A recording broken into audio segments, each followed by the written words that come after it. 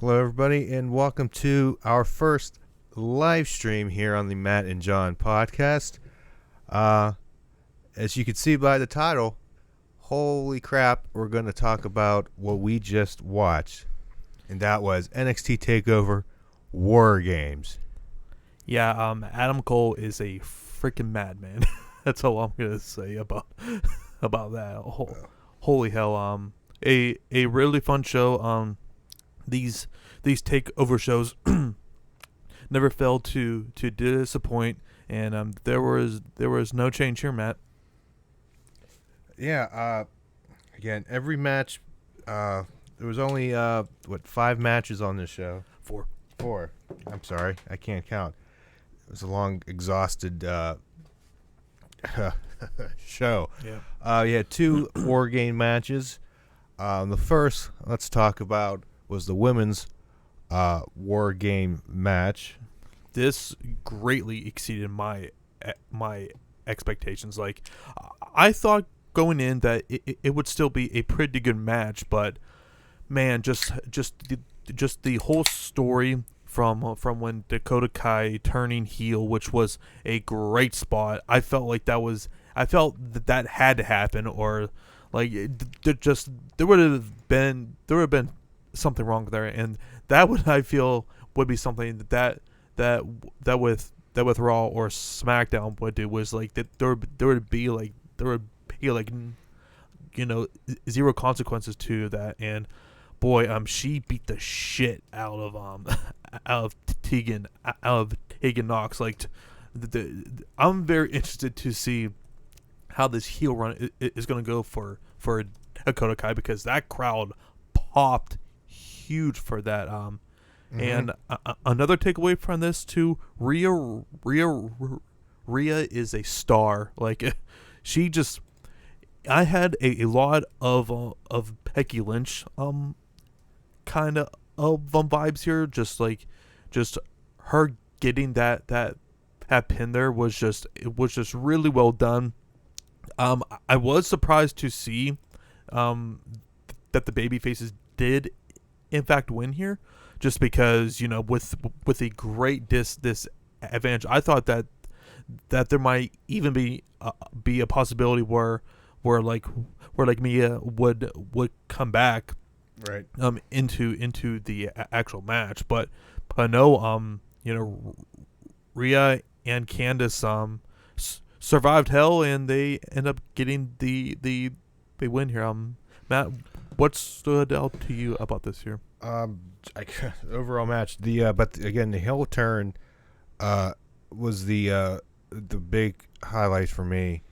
Even though it was teased, storylines leading up to this, so it was one of these things how it wasn't surprising, but it was done so well that it nobody cared that they knew possibly would happen. And I did see some people say, well, it was pretty predictable, which I mean, like, I was actually fine. I was actually fine with it. It's fine to be predictable in some instances, because I felt like it would have been really stupid if she was added back into this match and she just like acted like she was perfectly okay with that. Like, I'm just glad that there was some consequences to that, because, to be perfectly honest, this really helped the actual story in the match, because now, like, Rhea Ripley now is easily is the clear-cut new number 1 contender to face Shayna for her title. You would think at the next Takeover special, or hell, with them going up against AEW Dynamite, they could even have her as champion on a future NXT taping here. Yeah. Rhea looked good. Big fan of hers. They had really built her up well. Very organically too. Like, it's like it feels completely at the right time now. It doesn't feel like it's fake, or if it's forced, or like manufactured. Like this, like I'm really behind this right now. NXT just has like the absolute most deepest and best consistent women's division right now. Like they have like 5, 6, 7 women deep now that they can go. Like it just, like they have so much talent down there, and it just begs the question: why cannot Raw or SmackDown do this when NXT easily builds people up consistently? Like it's just, it does not make any sense outside of the fact that Triple H is poking this, and not Vince, Yeah. So that was a good match. Rhea Ripley's team gets the victory. Mm-hmm. A lot of chairs, kendo sticks. The fans were really pissed off that there wasn't any tables. Yeah, but I teased it for later in the night. Yeah. There was a lot of wood, to say the least. You just like using that phrase. Oh, you? it's funny, and you know it. I didn't say it wasn't funny. I'm just saying you like to use it. Wood. And then moving on next, the next match, we had the triple threat match with Damian Priest, Pete Dunne, and Killian Dane. The winner gets a number one contender shot, or will become number one contender, and have an NXT title shot tomorrow night at Survivor Series against Adam Cole. Baby. There we go. What do you thought about this match? Obviously, if you watch, Pete Dunne wins. Yeah.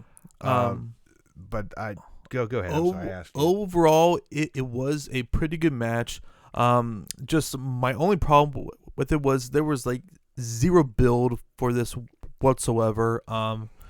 Which is kind of why I figured that they were going to go with Pete Dunne, because I still feel that at some point they want to eventually have a Damian Priest become champion, and to me he has like a future main eventer written all over him, and I just don't think that they were going to hotshot this, which is essentially what they would have been doing if they would have had to win, because clearly he's not going to win tomorrow. But now, after the ass beating that Adam Cole took, I mean now there's a little bit of unpredictability there. So.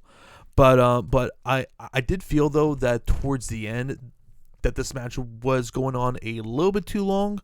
I think I would have had them, and that maybe like 5 minutes shorter. But outside of that, I felt it was a really good really good triple threat match. Yeah. It showed off all three guys pretty well. A lot of good spots in the match. I mean, a lot of near falls. Mm-hmm. Near the end, you think it was over, and then Pete Dunne constantly working on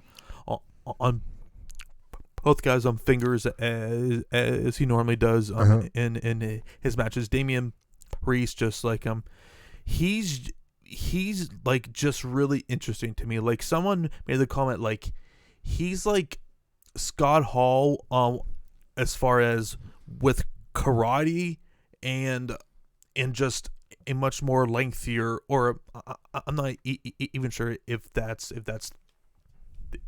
is the right thing to say, but like it's just he's very interesting, and I do like that he's incorporating Scott Hall's finish, which I still think is one of the more devastating finishes in the business. And like to me, I kind of am hoping that he actually uses that as his finish, because it's such a devastating move, especially too for a guy of his size. Right. The crowd was well. They were pretty tired. They were pretty tired. No, I wasn't even going to say that. I was going to say they were totally behind Pete Dunne. Oh yeah. So anytime anybody else got any offense in on Pete Dunne, they were getting booed. Especially Damian Priest, who is kind of a face, billed as a face, if I'm not mistaken, on NXT. I think it's just Pete Dunne's just so popular right now, and there's really not enough build for Damian Priest, but there's something there. He has a look, he has that charisma, he's got the moves. I don't like. I like what he's doing. I think this was a, you know, I don't know if I want to say I don't want to say last minute addition to the show. It kind of was. Well, I mean, not like, oh, we need something. On. We need something. Just put them. I think, but maybe they had something. I don't know. But for what it was good. It was a solid triple threat match. We're gonna get used to all these multi-man matches over the weekend. But there's a lot. There's a lot of them, especially. But they bring nice, good chaos. So Pete Dunne will face what's left of Adam Cole tomorrow night at Survivor Series. Moving on, we have the returning Finn Balor, so to speak, to NXT against the original bro, Matt Riddle. In my opinion, this match, not a bad thing. Started off slow, got the build, had some mat wrestling, if you will. Yep. And then build. I mean, told a good story. I think all these matches told a good story tonight. And really turned it up at the end. And Finn Balor gets the win with, what's the move, 1916? What's the year? 1916. 1916, that's what I thought. Which he originally called Bloody Sunday in Bloody Sunday, yes. when he was in New Japan. But my thoughts on the match, it served its purpose. It did not go too long. Really featured both guys really well. It was, as you said, Matt, a very technical match. A lot more grappling than I thought. But I think that we are definitely are going to be seeing. I think we're definitely are going to be seeing more of this from Balor now that he has turned heel. Mm-hmm. And I think that is honestly a good idea, just because you know when you completely change your persona, and like he's being more tenacious, more aggressive. I think that is honestly the way to go for him. Makes sense. Yeah. I was shocked though that he won with the 1916 because I honestly cannot recall too often that he actually finished guys with that move when he was on both Raw and SmackDown. So he wins clean, and that begs the question where he goes from here next.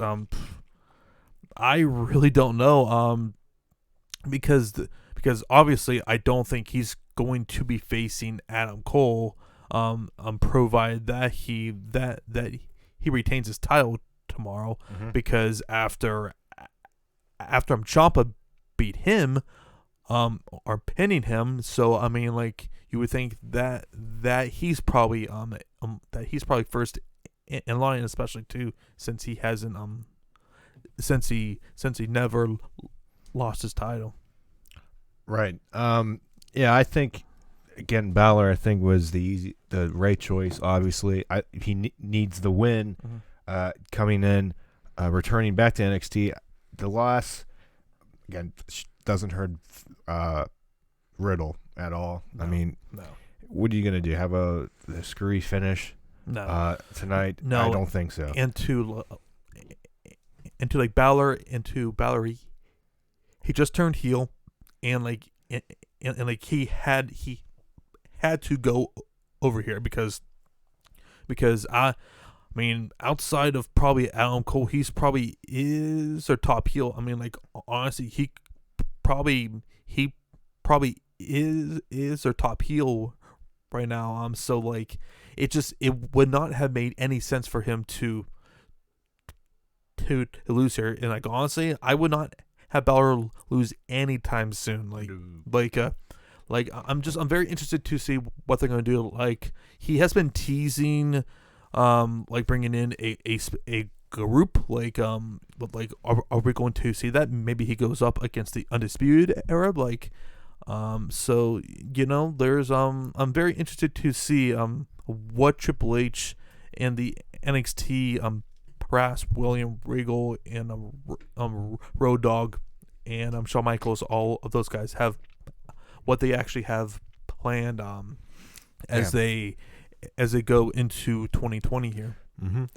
And then let's move on to the last match, which here in the chat, if you're still watching, the Mikey 05, if you're listening and I'm destroying your name, I'm sorry, but he goes with exclamation points.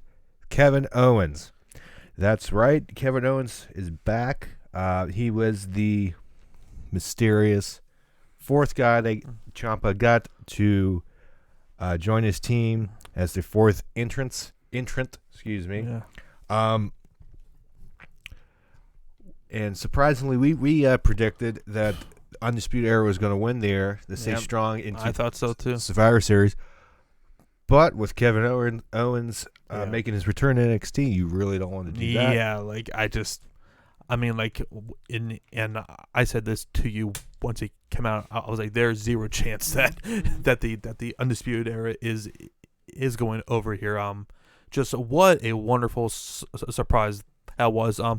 And honestly, I probably should have thought of that too because hey, me too.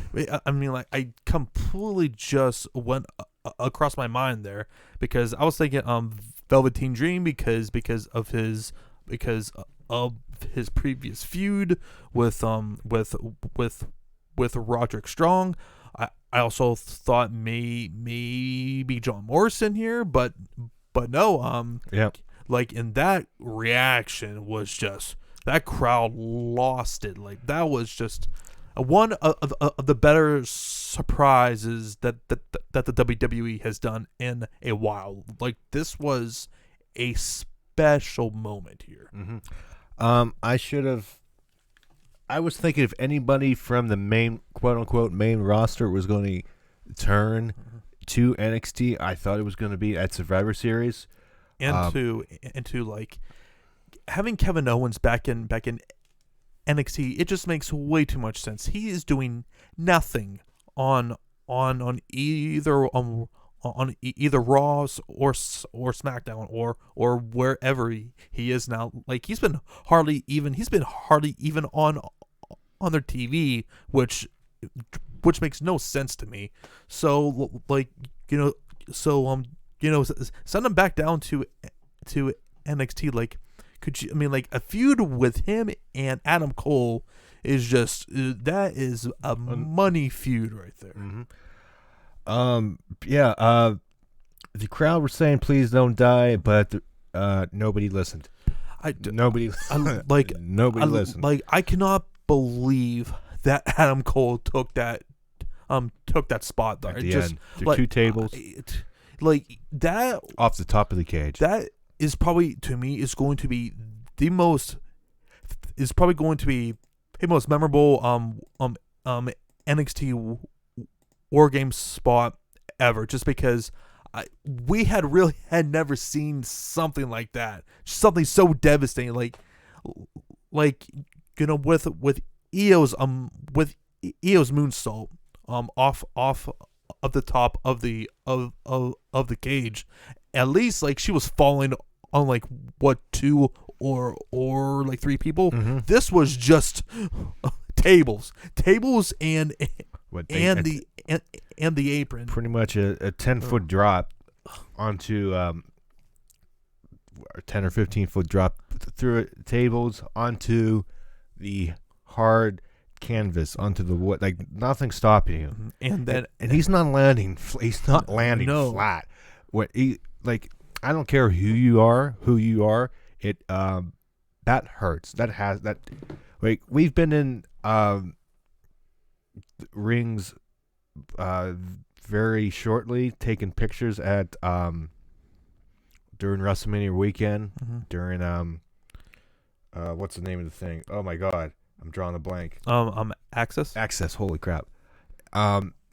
Yeah, we're standing in it. Yeah, you can feel the padding, but that's recall when we went to a like TNA house show and we took it and we took a few pictures there, and like they like with that there, it was like, ooh, like that's not a like pillow there that they're falling on. So, but I tell you though, what was the most hilarious part though was after seeing the camera point right at Britt Baker was freaking hilarious. Yeah, this is a WWE stream. We're not talking about AEW. And apparently, if anybody's watching, type in the chat. Did they actually mention Britt Baker on air? Because we were watching it. I don't recall anything. Supposedly, someone said on Twitter that like Morrow that he supposedly name dropped her. Yeah, I didn't hear it. Yeah, yeah, I didn't either. Which is why I was kind of I'm surprised there. And apparently they showed her twice on camera. It was at least once. Yeah, it was once. I saw the once. Yeah, same here. I didn't see the second time there, but man, that was just there. Someone's like take the camera off of her. Yeah. Could you imagine Vince doing that? Like, take the camera off of her. Done. Damn it. Damn. Yeah. But that was a hell of a spot to do it. Another good spot that we chuckled at. It was a Dijakovic. Was it Dijakovic giving forearms to Kyle O'Reilly in between the rings? He kept bouncing off, bouncing off the ring. Stop hitting me off the ropes. Why are you hitting yourself? Yeah. That was funny. That was a good spot. Then the table spots at the end before the all four members went through tables. I mean, like if they were gonna book that ending, like I mean, like there was never no more cooler ending to a War Games match than that. There, that's done. Like book it, it's over, sort of thing. Like that was wow. I mean, I'm just still kind of on that high a little bit. But yeah. I mean, as far as this takeover that it compares to previous takeovers, it's I would say that it's right there. Both obviously of these War Games matches delivered. So yeah, this gets an A for me here, Matt. What about you overall? I'm gonna have to give it an A. I don't see how I can't. Yeah. Again, both War Game matches, like you said, delivered. And that's all that you can really ask for. I did feel that the overall build was not as good, and I think it was hard for them to like do so when they were also trying to build up for Survivor Series 2. So yeah. I'm hoping with once Survivor Series is over, that we get more traditional NXT build, and not trying to do. I think this is the exception rather than the rule, because that's what I'm hoping. Yeah. You put NXT on, now it's on TV. Yep. You want to, and you're competing with AEW. You want that show to feel just as big as the main roster shows, if you will, of Raw and SmackDown. Going to have to. And now with Kevin Owens there, presumably on there full time. I'm like he needs to be because I think it's becoming abundantly clear. Like the current NXT guys are not going to be able to compete against AEW guys. And like honestly, I'm not even sure how well with Kevin there is going to actually help. Because even with all of those guys who came for this past week, they still only beat AEW by 23,000. And like on top of that, they still got beat in all of the major demos except for old people. So yeah, we'll see. But I mean, like still though, NXT and AEW both are still really exciting brands right now. I mean, I'll be watching closely once their TV comes up. And another good thing too about them going live, no more tape. You know, normally after the week after Takeover, it was just pretty much a recap show. But now since they're live now, you know, we're just gonna go right into it. So yeah, there's no, and the good thing, there's no spoilers of a month in advance. A month's worth of spoilers. You have to watch it as it happens. Exactly. I've always preferred live TV over. And that's what these cable companies want: live TV, live content. Exactly. And competing, people are switching. I think the vast majority of us are either switching back and forth, streaming both shows at once, or watching one and then going back and watching the other after the next day. And I now finally have DVR. Welcome to 2019, John. So now I can round of applause. So I can finally now record NXT, which I plan on watching afterwards. So yeah. Yeah, Matt. Do we have anything more to add before we close it out here? We got Survivor Series tomorrow night. We're if you're watching, we're not going to do a live stream because it's late and we have work in the morning. And on top of that, I want to see Austin and the Taker on podcast afterwards. So yeah.